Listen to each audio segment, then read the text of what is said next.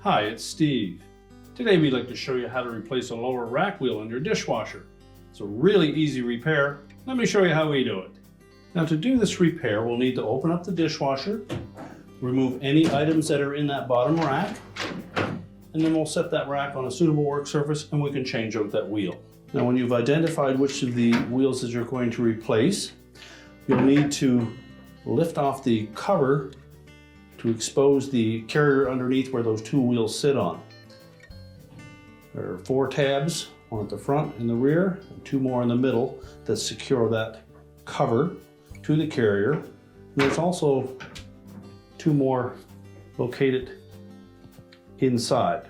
They typically will release on their own, but if they don't, you can use a flat blade screwdriver and then just gently lift up on those. It should release. Let's say if it doesn't, you can use a flat blade screwdriver and go down through that slotted opening to release those 2 tabs. These are the 2 tabs that fit into that slot.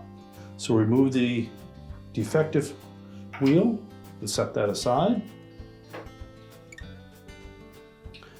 Position the new one onto the carrier. And then we're going to rotate that cover into place. And then just press it firmly onto that carrier.